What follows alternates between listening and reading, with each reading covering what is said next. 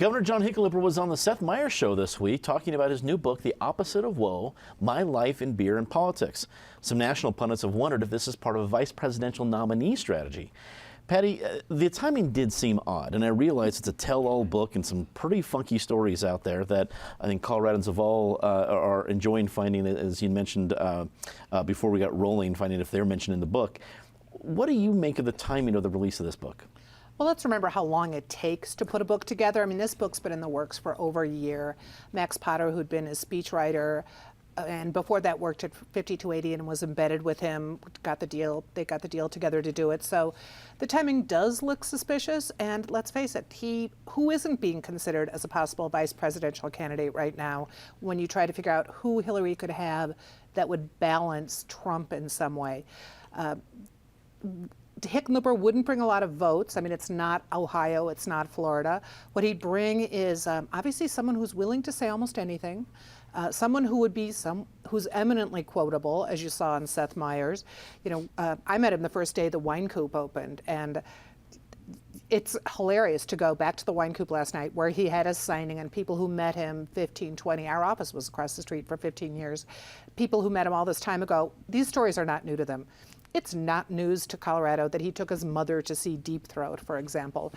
Will it play on the national stage? I'm not so sure, but having a politician who will say things is refreshing, say things that perhaps track a little more than what Donald Trump says. Mm-hmm. You know, no one is going to say the next day that no, Hickenlooper didn't take his mother to see Deep Throat, or he is not retracting anything that he was quoted as saying. Definitely entertaining, but he himself will say, if you read that book, you sure don't think it looks like I'm campaigning to be vice president, not with the number of warts that they have out there. Amy, does a book like this, it seems like any other political year, it's exactly what Patty says, right? This would not do anything to boost the VP run. However, we are completely in bizarro world in 2016. So does this actually help a VP run, or at least politically, does this help Hickenlooper? Well, yeah, I suppose for the Animal House culture. You know, I'm still laughing about going with your mom to Deep Throat, or I just can't imagine myself going with my 22-year-old son.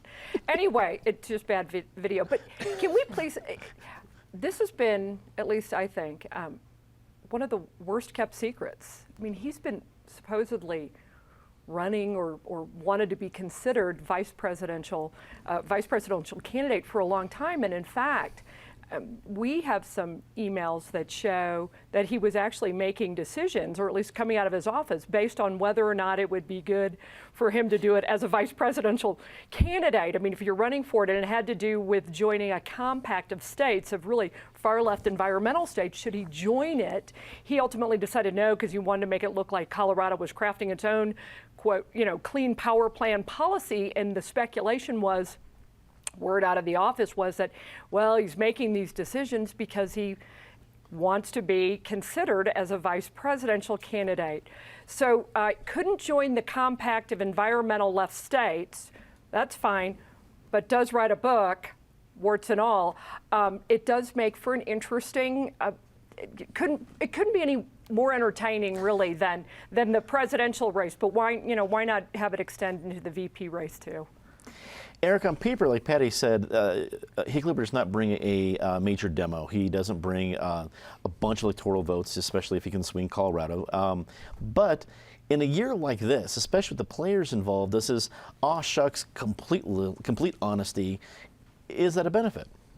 It can be a benefit. It's certainly been central to his brand, and it's been a very popular brand in Denver and statewide as well. My first rule is when anyone says, I'm not running for vice president, as often as he says, they're running. When anyone says this is not a PR campaign, it is a PR campaign. So I think we can start with those prefaces.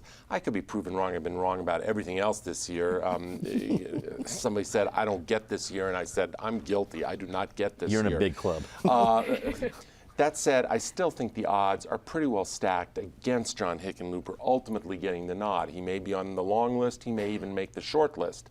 I'm not sure he's the ultimate one who gets the phone call and the nod. The first rule of picking a vice president, in my thinking, and particularly for someone as tightly controlled as the Clinton machine, it's the old Hippocratic oath for doctors: first, do no harm.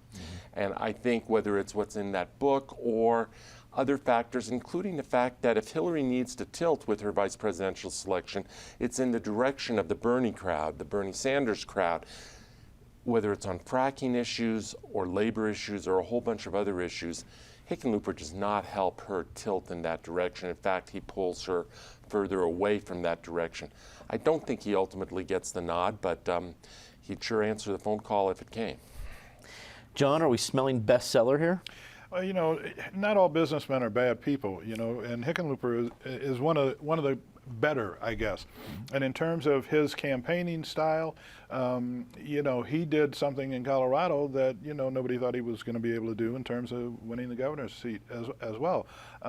This is, what I think this is just a self-vetting kind of opportunity for him. Instead of letting the media vet him, instead of letting the other side vet him, let me just do it myself. I'll just put everything out that I've done. I've been naked, I've smoked weed, I've done it all. And now, you know, this is, like I said, this is the best vetting job, self-vetting job of all time. So the call could come.